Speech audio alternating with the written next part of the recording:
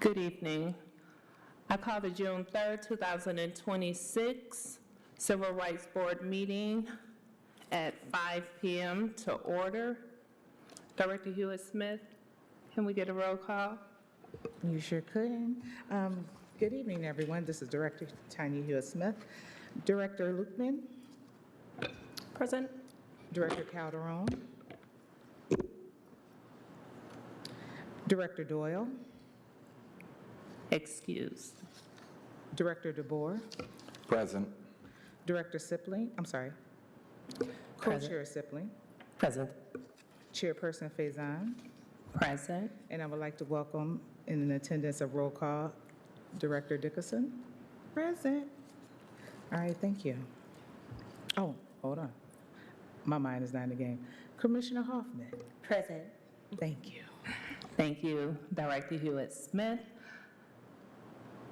The agenda has been distributed to everyone. At this time, is there any additions or corrections?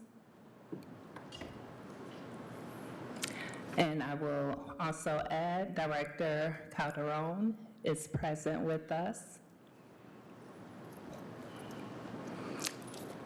Hearing none, is there a motion to adopt the agenda as is? So moved. Moved by Director Dickason. Is there a second? Director DeBoer, second. Second by Director DeBoer. Agenda is passed and moved as is. We also have our minutes for our last meeting, which was April 1st, 2026. Any discussion or any corrections?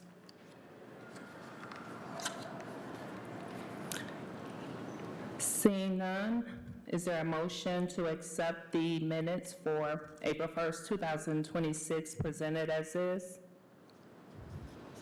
So moved. Moved by Director DeBoer. Is there a second? This is Director Lukeman. I second. Second by Director Lukeman. And the minutes for April 1st, 2026 will be moved, or they are moved as presented. Thank you. What we have here? Do we have any public announcements or communications? The first thing I would like to say is welcome to Director Dickason to the Civil Rights Board. Thank you. You're welcome. And as again, I too would like to welcome Director Dickason to the Civil Rights Board. We appreciate you joining this team, and we look forward to the work that you can add. Thank you.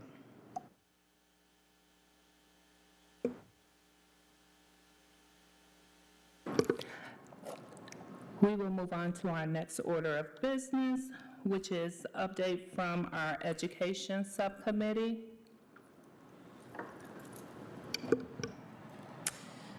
This is Director Sipling. Just an update from us. We've had some great conversations with our community partners. So thank you to all of the folks that join us regularly and provide feedback from impacted community members. So we have actually discussed in our last meeting bringing aboard a few other community partners for, in general, education. But as I am often wont to say, that there are two major buckets of the work that the Chapter 18 of our code covers, one of which is housing and the other is employment. So it's our goal to pick up more community partners whose focus is on employment, so that way we can have some more of that focus within that subcommittee. Secondly, we have received community feedback from the brochure project. So it's my next steps to interpolate that into a new document that I will pass along to our Civil Rights Board, and then we will eventually add that to our agenda and hope to get those printed here soon. But again, thank you to all of the folks who have reached out to impacted community members and property management owners throughout the city, so that way we can make sure that we are covering all the bases to ensure that that brochure is helpful and effective to our community. Thank you, Vice Chair Sipling. Any other discussion? Seeing none, we will move on to our next order of business, which is the update from the Ordinance Review Subcommittee. This is Director DeBoer. Some of the things that we've been discussing in the Ordinance Review Subcommittee is some clarification on language and what the ordinance actually entails. Along with that, we are looking at what a partnership with local agencies could be, what that could look like to utilize the resources that are already being used in the community, and how the city can stand alongside those and support, as well as maintain the city's own function. Recently, I've reached out to the Fair Housing Center of Southwest Michigan, and they've shared some of their data and information with us.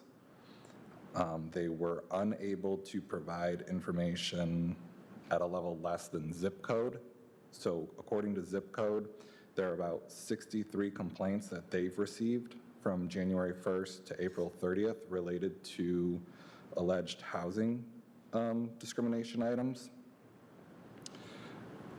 And so we're taking that and trying to work with other partner organizations to receive that data and look through, because the city itself has not received those complaints. So I guess that's to say we're in an information gathering stage to see what the city can do to partner with those agencies. I'll piggyback off of that. Director DeBoer, as well as Vice Chair Sibling, kind of have been taking some things into their own hands. Like I said, as far as meeting with the Fair Housing, and we have expressed even in the past how we do need to partner with outside agencies in order to bring back some feedback as far as the complaints that may go in through them. So the information that Director DeBoer received from Fair Housing, I think was really vital, because it shows that complaints are going in, they're just not coming in through the city. So even working alongside them, also trying to see what do we also need to do to make sure that the ones that really need to come in through the city are coming through the city, because we also did recognize that there were some on the list that should have probably come through the city.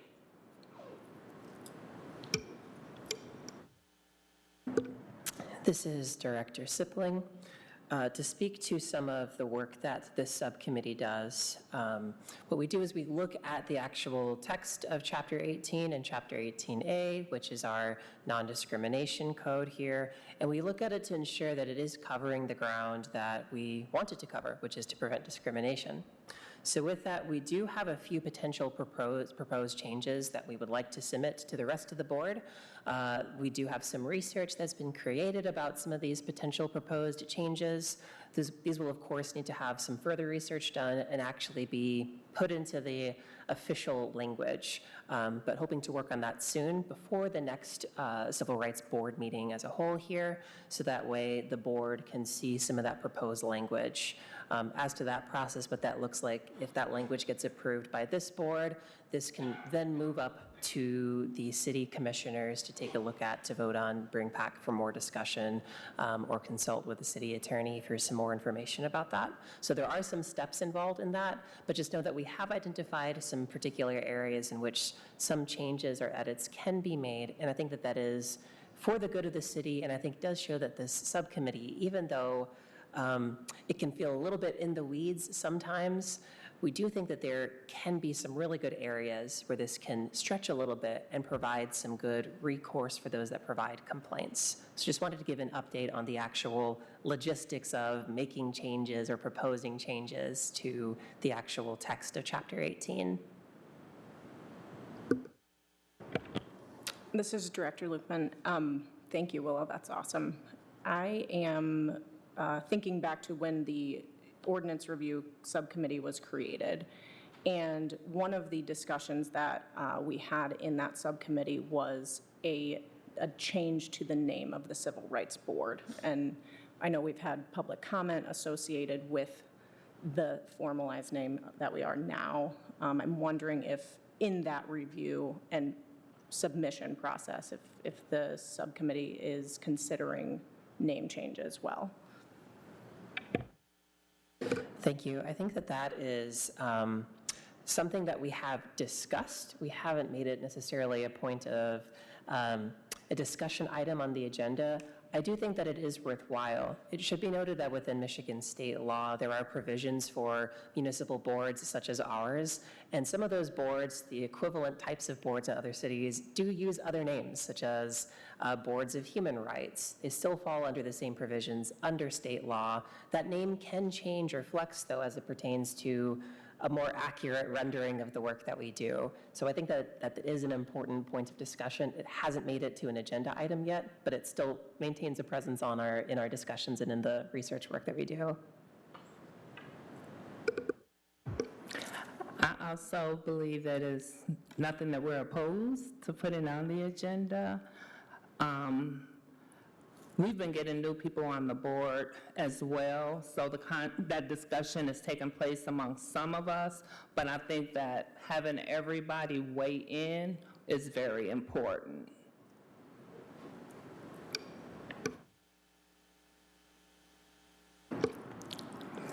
Good evening, everyone. It's Commissioner Hoffman. So I just want to say that we've been at this for some years now, and we've checked so many boxes, and yet we still end up at the same place. When are we going to get to a place where we can begin to do actual work and make these revisions permanent? It's very important. We continue to meet, and we do not take any steps forward. And it's beginning to get a little daunting and discouraging. And I know that community members feel the same. So I appreciate everyone and all the subcommittees that are going on, and we need to start doing something because we are not doing anything. And it's very important that we begin to institute these policies and practices so our members of our community can see that we're doing it and that we are serious. The fact that people are more comfortable going to the Fair Housing Center versus coming to the city when we have an ordinance that protects is discouraging.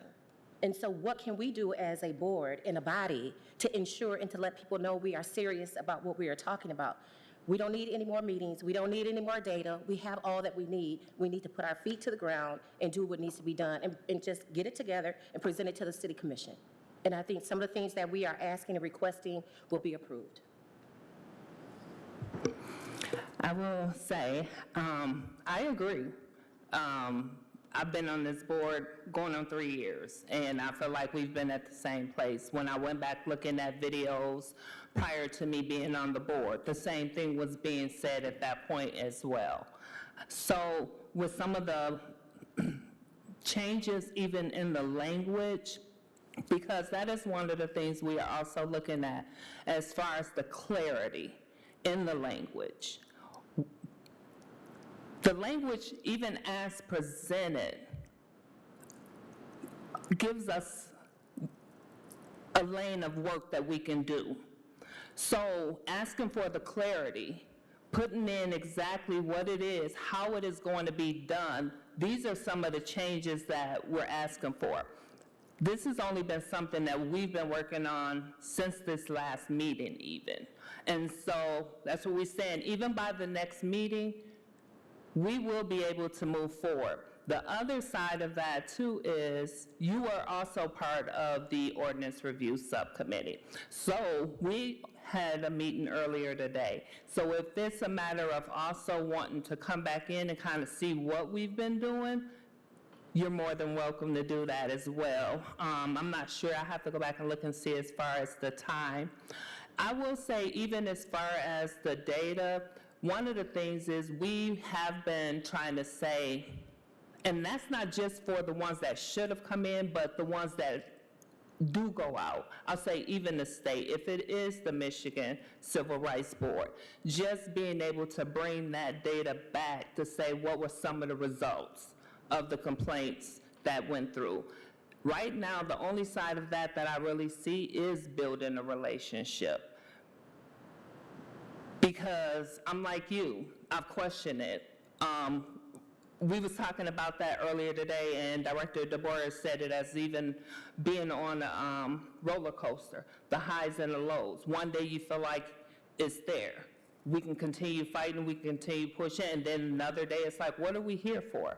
I've asked that question numerous times. I've asked that question, why are we called the Civil Rights Board?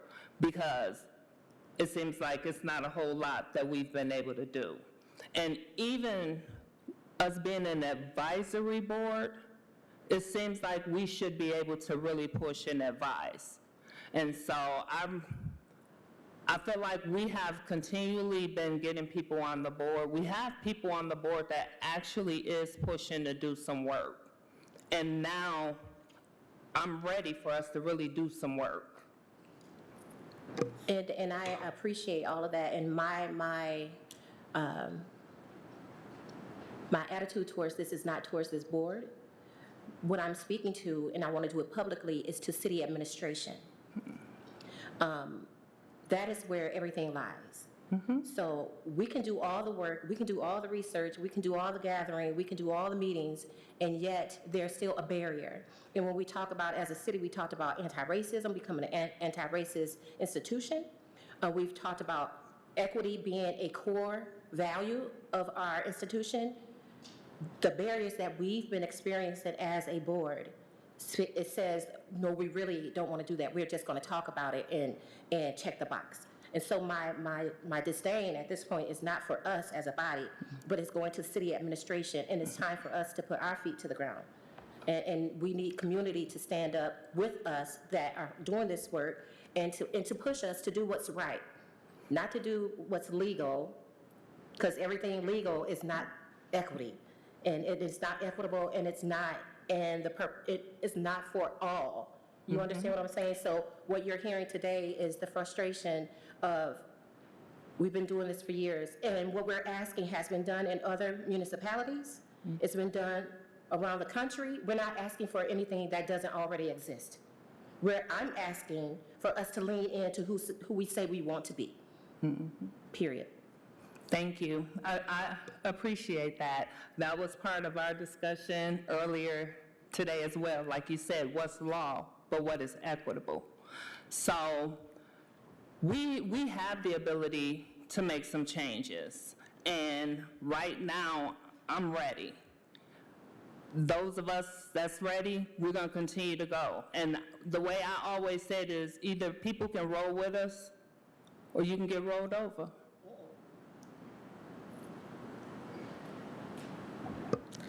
Me being a part of the city of Kalamazoo, so yes, I am a part of the administration, but I'm not a part of senior leadership.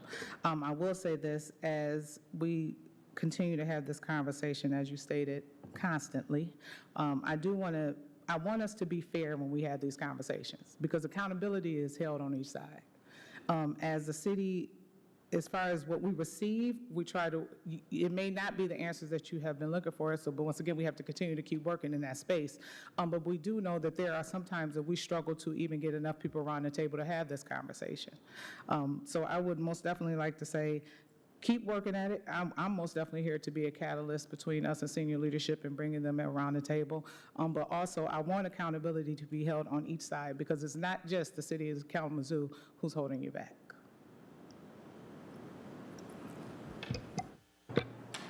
This is Director Lukeman. I'm gonna go back in time again here. So when the Ordinance Review Subcommittee was started, we had a very big ask, and we crafted that ask. We went to the city, and the city said no. So then what is, Ordinance Subcommittee 2.0 has now taken over, and I want to say thank you to those that are on this subcommittee, because just going in and making a change to the form on the website, like, what a small thing, but a huge impact. So you guys have done a lot more than what we could accomplish in 1.0. So I want to say thank you for that. But I also want to say that if we can't, we already know the big ask is a no. So what are the small things that we can change that can make an impact in 2 years, 3 years, 5 years? And I hate to say it, but what is the lesser ask? than what we asked for previously and modify that. So what I would say is, when we've looked at enforcement, we've looked at even what the ordinance currently says. We're not able to even live up to that part of it or have that much of it as far as any say so. I know we definitely did go with a big ask. On the other side, yes, we were told what we couldn't do, but we also have never been told what we can do. So I do understand that the city and we all need to sit down at the table, and there was willingness. However, there hasn't been anything as far as, because when it comes to the Civil Rights Board, we're more than willing to sit down at the table with whatever city representative that's going to be on that side to say, how do we get to where we can make this enforceable? The Civil Rights Board has some type of authority where we are able to lean in order to be able to build trust in the community, in order to get the complaints to come in through the Civil Rights Board versus other organizations or entities.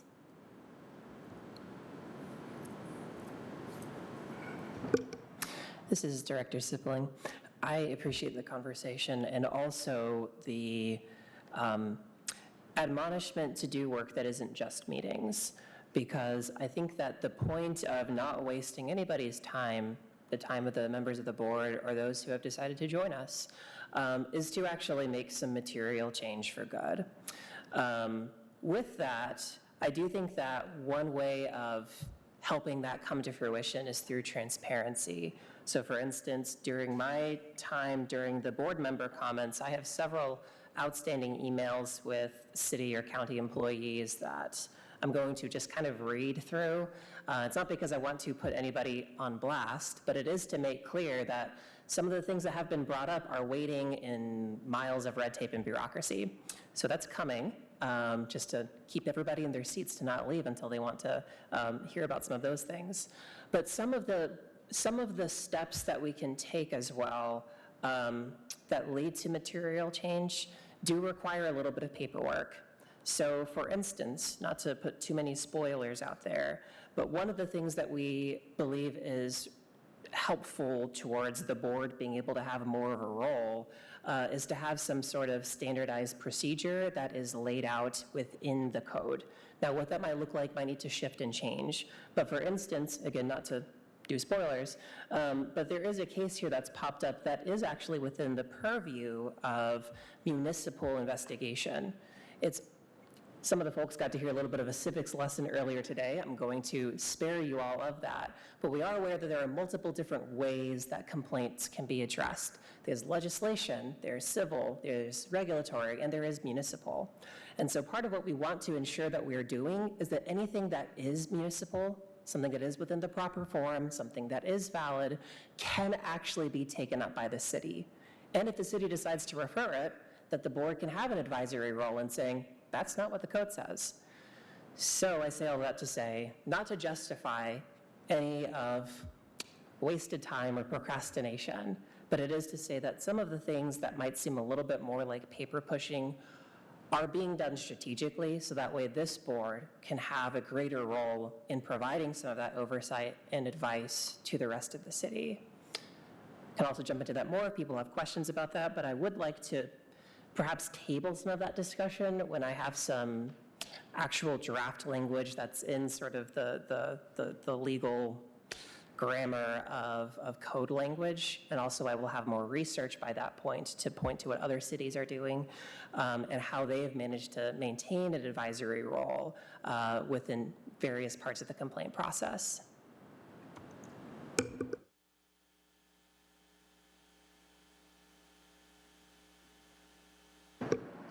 Any further discussion? Okay, seeing none, we will move on to our next order of business, announcement of the board position.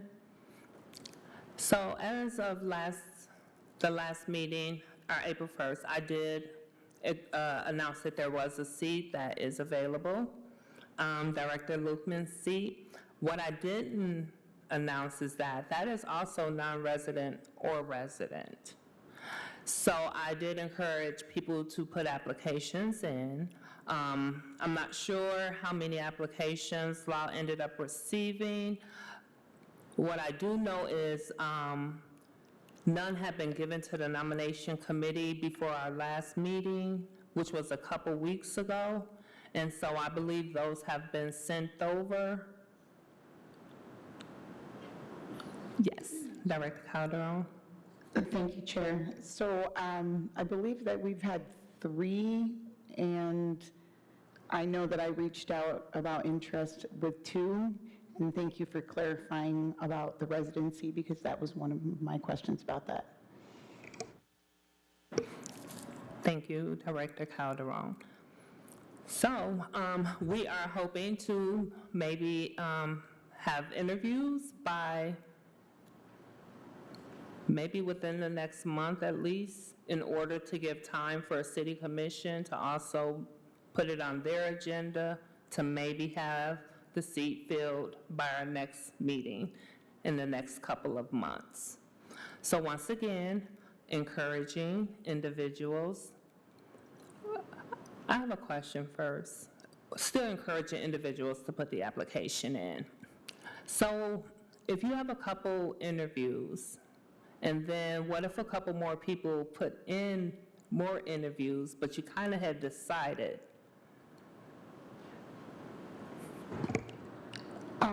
So at this point, we don't actually have any confirmed interviews. I think there was some discussion around aligning schedules.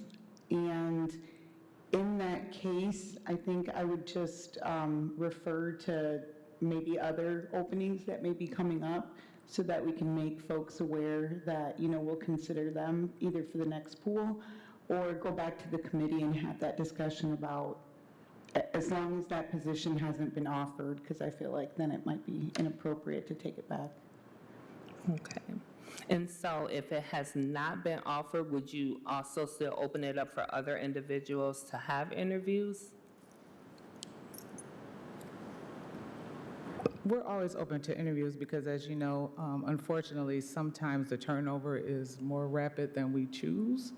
So we most definitely would like to build upon our rapport and, the quantity of people that apply for the board. But I also want to note that, time is of the essence. So as soon as we are able to align everyone's schedule by contacting Law, the faster we can get these interviews done. Thank you for that clarity. And I will say, encouraging once again, put in the applications. Let's make sure communication is with Law so we can get the interviews set up. And also, the other thing is we don't know, because sometimes they can go on the city commission agenda quick, and sometimes it can take them almost a month to get on the agenda. So that's why we are encouraging to put the application in. Let's try to get these interviews done so that we can get them on the agenda for city commission. This is Director Lukeman. Thank you for filling my spot. I want to just make the board aware that I don't have any intention of leaving until my position is filled. I don't want to leave the board, hanging, if you will. So at whatever point I am not needed, then I will take a bow. Thank you, Director Lukeman. Seeing no further discussion, we can move on to our next item on the agenda, shared email box. So we had had a discussion because we previously had community members that were sending emails in, and they had to go to the DEI, and I think some may have also been sending some to you directly. Okay, primarily DEI.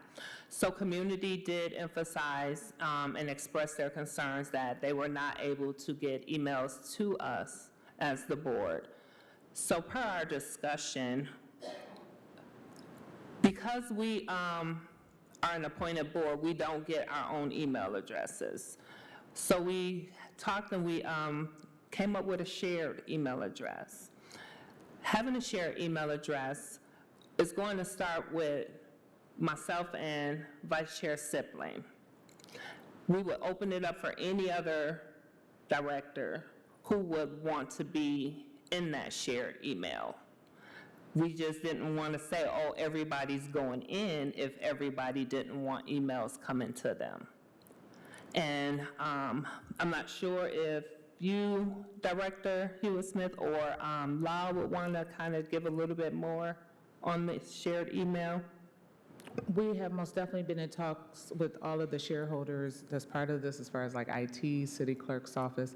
So it is not on the back burner. We are most definitely working diligently to get you guys taken care of. I'm sorry, to get you all taken care of. But as you stated, our conversation was to start out with the chair and co-chair, and then to figure how to facilitate the message to everyone else, because I'm not really sure until I hear back from those who are the powers that be. That's all that I have. I know that I got a message today that it is in the works, but what kinks that need to be hammered out, that I'm not privy to. Okay. And were you given any type of approximate timeline? No, what I did state with them that I was going to update you with what I do know. But you would have, my goal is for you to have this information in less than a couple weeks. Okay, thank you. And so once it is up and running, we'll let everyone know, and then you can let us know if it's something you would like to opt in.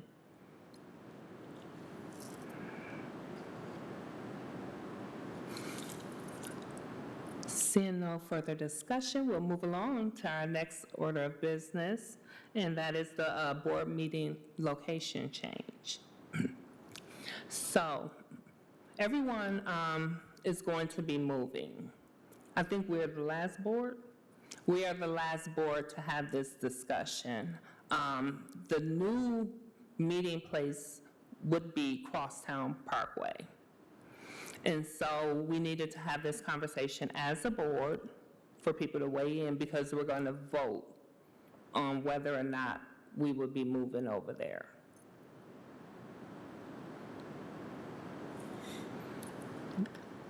Vice Chair. This is Director Sipling.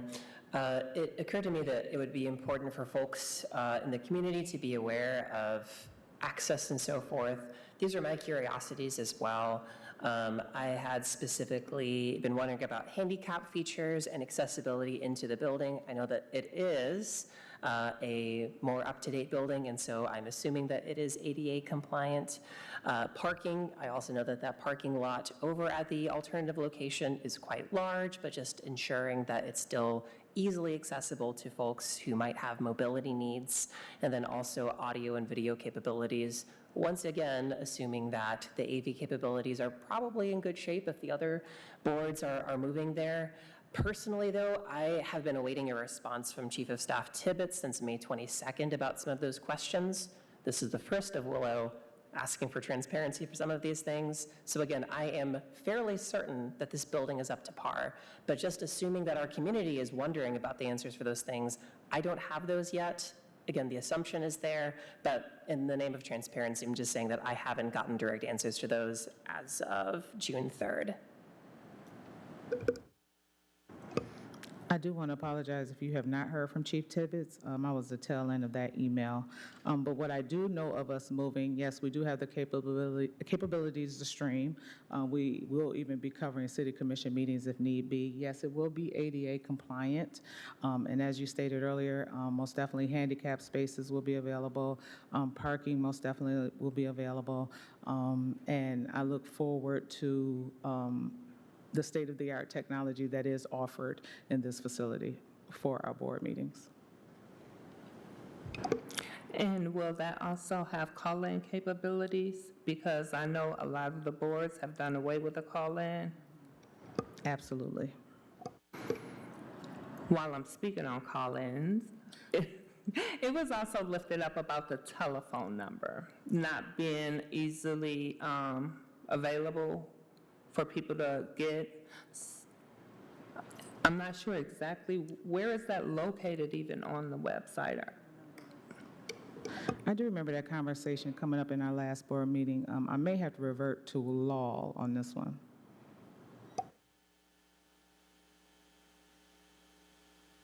Do you know if this is the same call-in number that every board uses for this room? Kathy, I did speak with our communications specialist, and he did reach out to Public Media, who does our streaming services. In case they didn't get his communication, the caller number is 888-362-9556. And I'm happy to repeat that again during the public comments portion. Thank you, appreciate that, Law.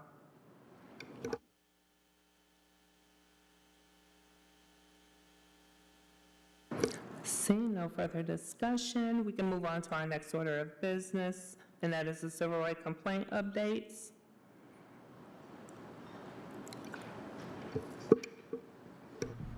Kathy, I apologize, but the board needs to vote to see if our next meeting in August and any meeting forward will be at Crosstown Parkway, unless the final decision is at the moment you're waiting for Ryan Tibbetts' email response. No, I skipped that. Okay, so we will vote on whether or not those will want to move. And so I guess maybe a motion to move or a motion to stay, either way you do it. Do we need to state the full address of the Crosstown Parkway building? Or just, does it have a different name? This is Director Sibling. I have the full address. That location is 150 East Crossway Parkway, Kalamazoo Department of Public Safety Building. Okay.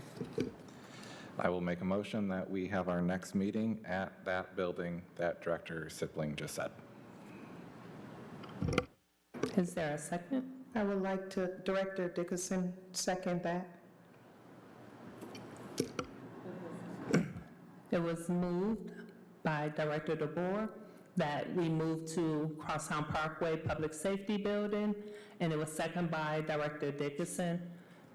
Is there any conversation or discussion? Okay, pause for 1 second. I do see Attorney Jones.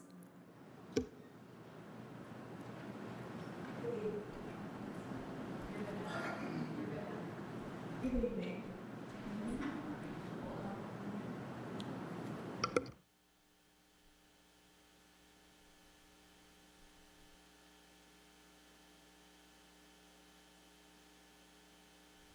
Probably hear me.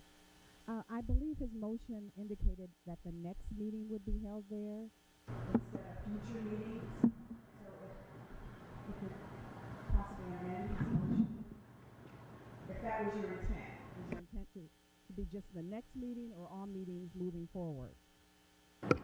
This is Director DeBoer. I will amend that motion to include the next meeting and all future meetings of the Civil Rights Board.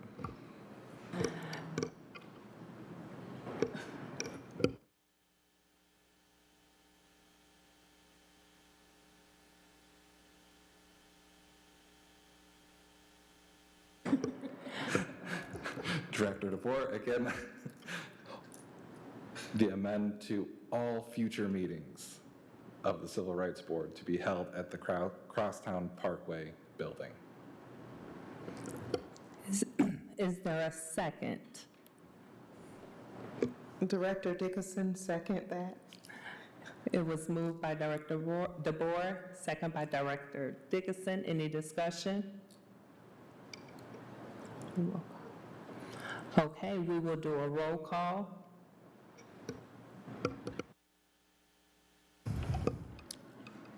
Chairperson Faison, Yes. Co-Chair Sibling, Yes. Director DeBoer, Yes. Director Lukeman, Yes. Director Calderon, Yes. Director Dickason. Yes. And it has passed. Future meetings for the Civil Rights Board will be at Public Safety Building on Crosstown Parkway. Thank you.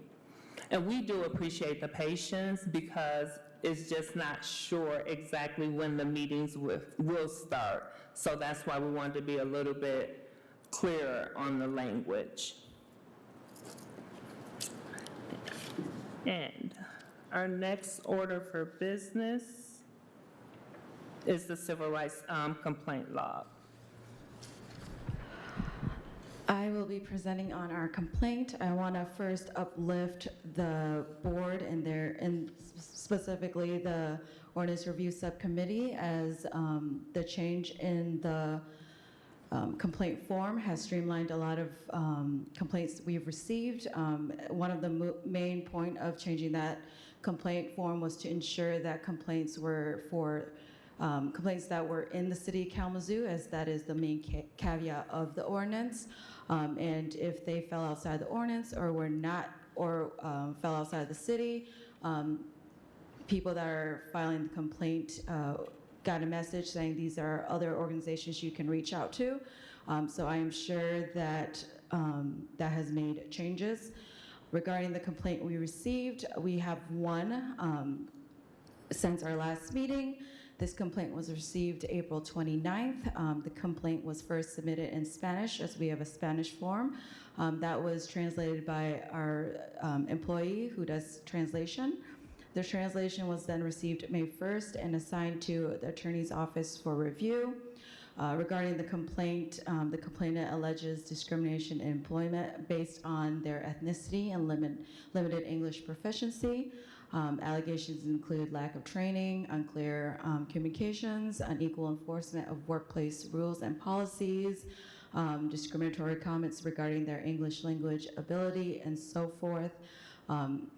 Actions that was taken was that Attorney Baer reviewed the complaint and determined that those allegations involve employment discrimination, which is protected under the state and federal laws. As a result, we referred the complainant to the Michigan Department of Civil Rights, known as MDCR, and the U.S. Equal Employment Opportunity Commission, known as EOC, as those agencies are responsible for investigating and enforcing those protections.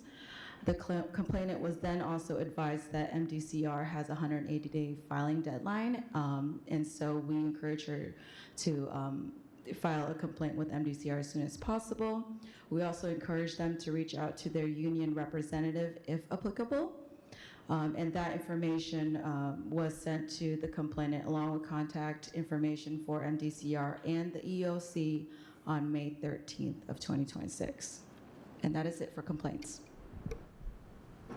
Thank you for that update.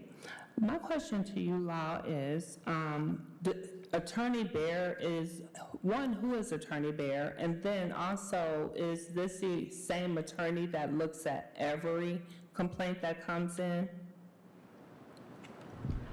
Attorney Baer is a city attorney under the overall city attorney's office. Attorney Baer is not the only attorney that reviews civil rights complaints.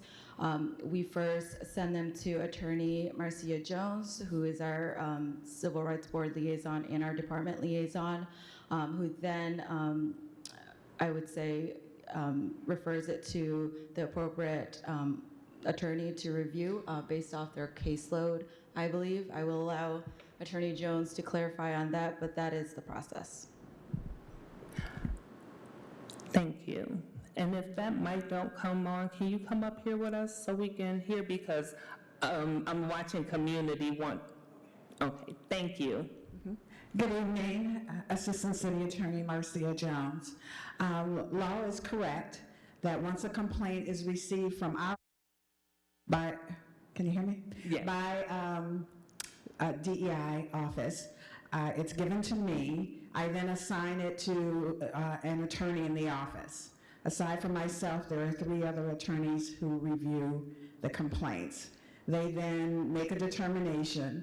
That determination is sent to the DEI office with a copy to myself once completed. So Attorney Baer has been in our office probably 3 or 4 years. Okay, thank you.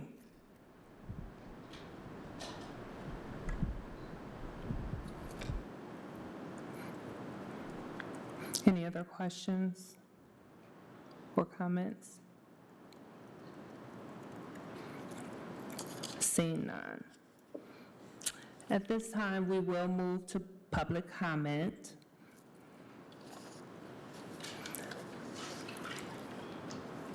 Also, Law, can you provide the call-in number once again? Those making comments, you'll have 3 minutes. Is there something up there still to sign in, or? Yes. Okay, thank you. For the call-in number is 888-382-9556, and call-ins will be taken after the in-person public comments. Thank you. Good evening.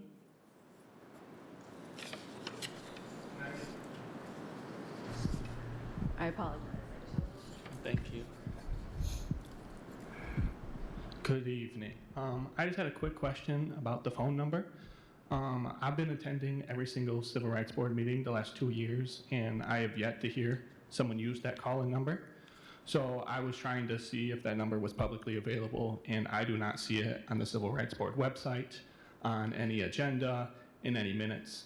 So I'm glad we have figured out what that number is. I was just wondering if, by the time of the next meeting, can we get that added to the Civil Rights Board website so it's more publicly accessible? Thank you. Thank you.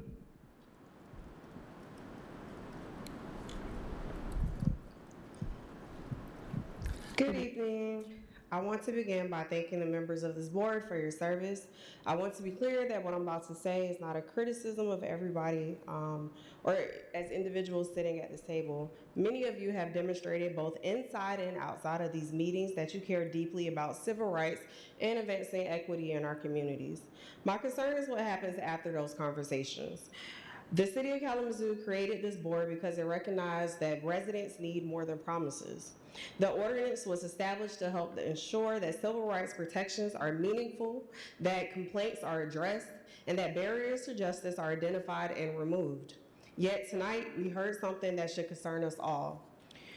We heard that some residents would rather seek help somewhere else than come through the very system that was created to protect them.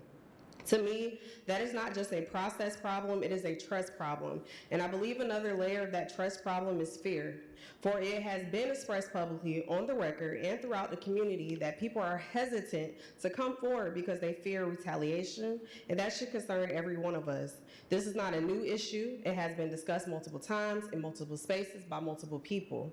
Now I understand it has been stated that individuals do not necessarily have to participate directly in the complaint process for concerns to be reviewed, but public perception matters. If residents believe that they will face consequences for speaking up, many will never reach the point of learning what protections exist.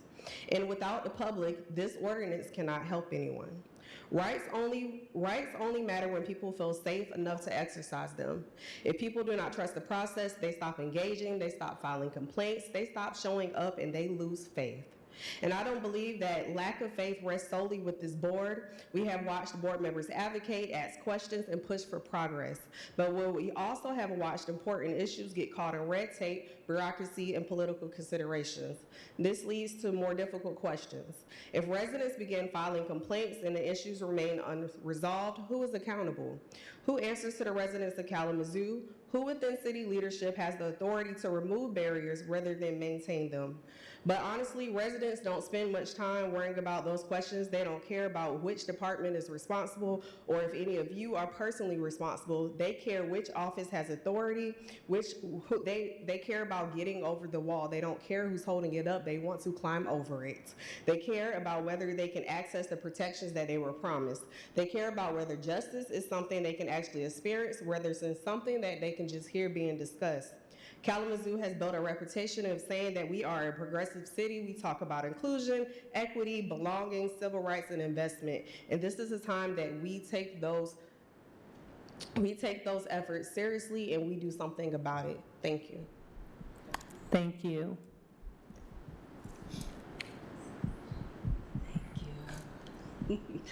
Good evening. My name is Charlotte Davis with Isaac. Good evening to our chair, our vice chair, all of our CRB board directors, our new director as well, Director Dickason, city staff as well, and then also our commissioner liaison. I want to first say to you all, thank you so very much. So the board members, our staff, commissioners, subcommittee, thank you for your awesome ongoing work. As we are seeing what's going on with civil rights all over and all of that trickles down, please know that as well locally. It's really telling us and showing us why we need the Civil Rights Board. I'm going to say a few things, and it's probably going to echo what you all already said, so I was sitting here just very excited to hear what was already lifted. During the April meeting, there were detailed updates about the complaint process, and I wanted to say thank you so very much for that information. Details like that are very important for trust and also transparency, so thank you. As I've been thinking, I've been reflecting on the process, and I have some questions about this process. And so when complaints come to the city, and then I heard what that process was in the attorney's office, so thank you very much. My question is, what criteria or what practice or policies do you all have for sharing information with the Civil Rights Board directors before you get to this meeting? And I know there are rules and regulations. There are some things that as an audience we will never hear, and I honor that. But I would think and hope that there is a practice and a policy of what information is shared with the Civil Rights Board directors, even if the complaints are sent over to another entity, whether it's MDCR, EOC, that really shouldn't matter because that should be shared with your directors. I want to lift especially that when thinking about shared decision-making, we want to move beyond the performative type of sharing of decision-making, and we want to make sure that's happening in word and deed. The second question that I do have is I want to ask around the meetings and calls that city staff might have with those who have filed a complaint.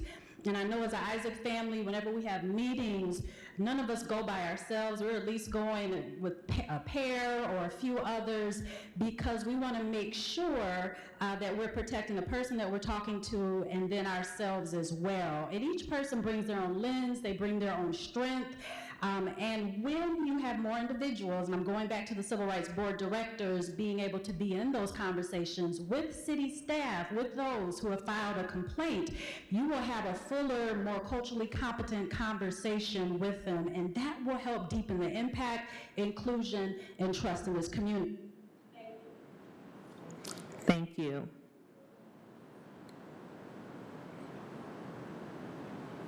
Anyone else? Seeing no one, do we have any call-ins? I am once again going to uplift the phone number as 888-382-9556 and open the calls. Thank you, Law.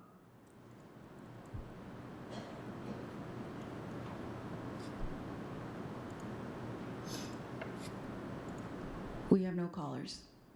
Thank you.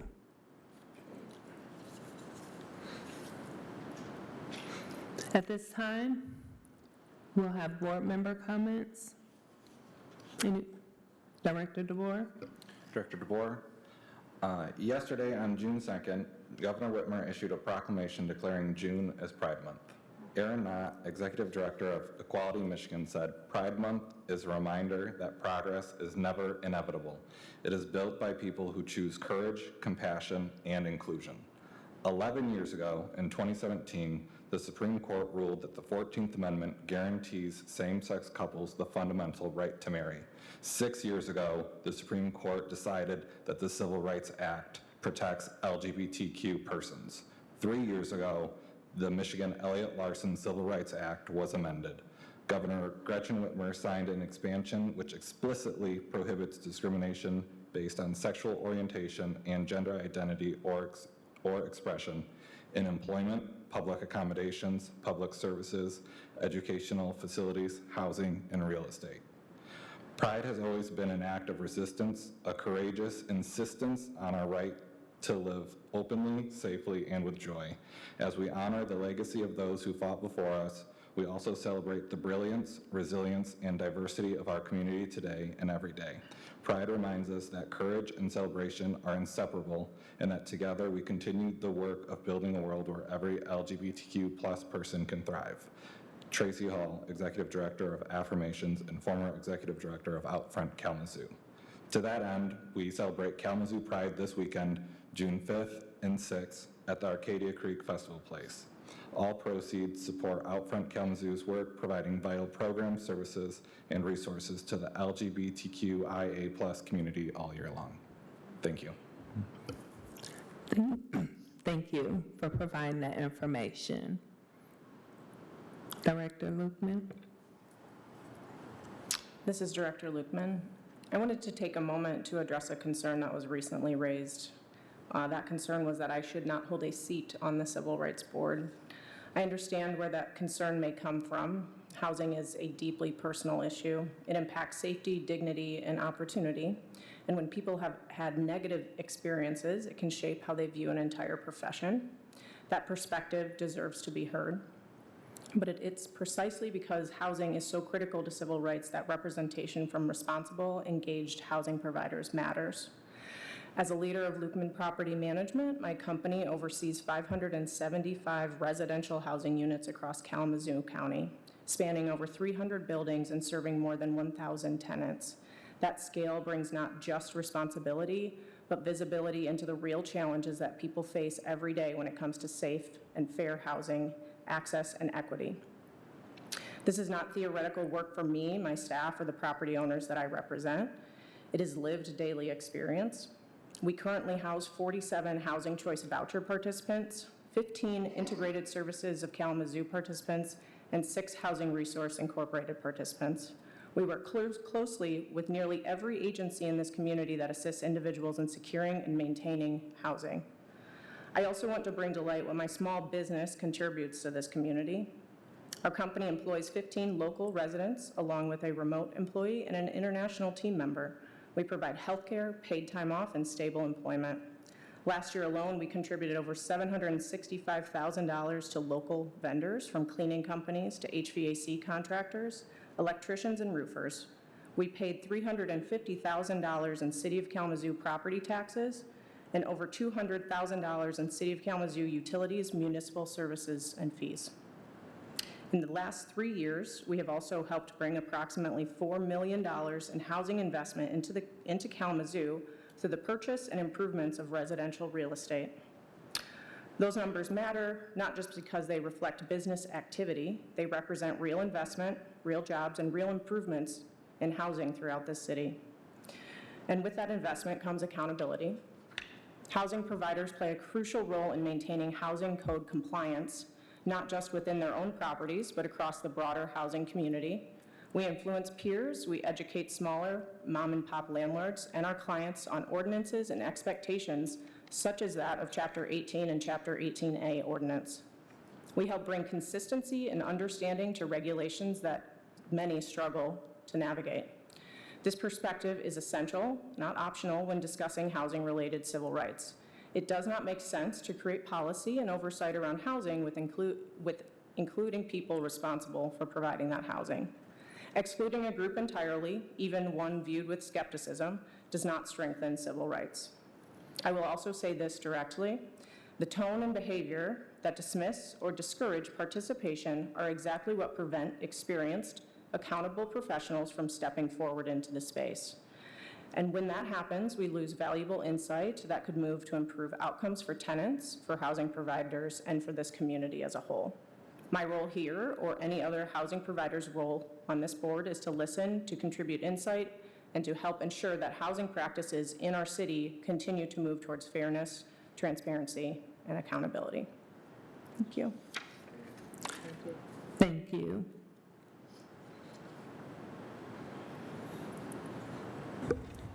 This is Director Sipling.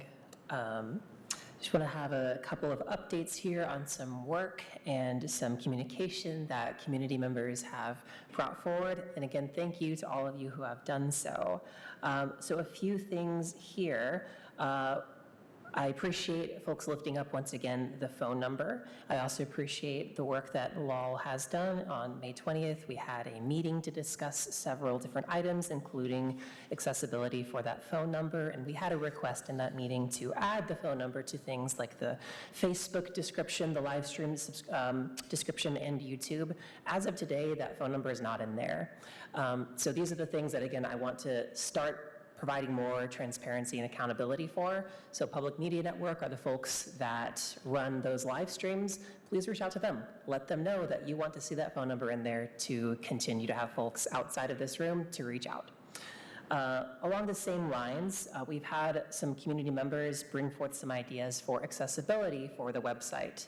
I think these are helpful not just for those who need extra assistance with visuals on the website, but also in terms of providing civic education through a platform that's accessible. Also brought that forward to the DEI committee, who directed me to the city clerk's office. I've emailed them about some of those projects on May 30th. That was the weekend. Haven't heard back from them yet, but I do know that they are heading up some of those projects. So big thanks to the city clerk, but also those would be the folks to reach out to continue asking for how the community can support that work. I've also mentioned earlier on about increasing the expertise and the voices within our educational subcommittee, specifically in regards to employment. So if there are folks that work within the employment space or helping people find work or workforce management, please have them reach out. We'd love to have those folks be a part of that. And lastly, just to echo the words of Director DeBoer, I'm grateful for the structure of our Civil Rights Ordinance in Chapter 18 of our code that provides protections for our residents and for folks that call this place their home. And I'm grateful for all of the work that so many of our community members are doing to protect folks who might find themselves face-to-face with biased treatment. I'm grateful for the work that is done to help those who are unhoused, for those that are suffering through life's ups and downs. And I'm also grateful to those who provide support to our LGBT community. So thank you all for supporting all of the work of civil rights in the city, and happy Pride. Thank you. Once again, I'd like to say welcome, Director Dickason, to the CRB. We sat for so long with empty seats. It's nice to see seats filling up. Hate to see people go, but we also enjoy seeing the new come in. I appreciate community so much for always lifting up the concerns. As I've stated before, I ended up being a part of this board because of the lack of trust that community had and wanting to be part of it to help implement some of that trust back into it. So when you lift up the concerns, they're not going on deaf ears. We hear you, and we are trying to make some changes. I think the board has been dedicated to making changes, trying to fight. Nothing is happening when we want it to happen, and it's not, no one has given up any fight during the time, because a lot of, going back when we presented changes, that was a gut punch. Thinking we can do some things to move forward and having to go back to the drawing board and start all over again. But regardless, we continue to fight. We wouldn't know a lot of the concerns that community has if they wasn't presented to us. And some of the things that may be small from the number not appearing is something that may be major to somebody else, as far as them being able to have access to our meetings and have an input. So I also want to say thank you to the board for not giving up, continuing the fight. Per our discussion today, just sitting on this board, you may dedicate, right now we're looking at over an hour, just a little over an hour every other month. And our meetings haven't even went this long. Normally, we've always been in and out. It's the subcommittees that actually take the time and the work that has been done. And there has been quite a few meetings outside of that, and that's not just with CRB members meeting amongst themselves, but also meeting with other organizations, other entities, other people, because that is our goal to move forward. So the thing that I'm also asking is communities continue to hold us accountable, continue to let us know what it is and express your concerns. We need the transparency, we need the fight. Like I said, all of us are not just sitting up here and this is it. A lot of us are in the community daily. So, thank you. Thank you to the board members. Thank you to city staff for making a lot of stuff happen. And at this time, I will entertain a motion to adjourn. Director DeBoer, I'll make a motion to adjourn. Is there a second? Director Lukeman, second. All right, we are adjourning at 6:05 PM. Good night.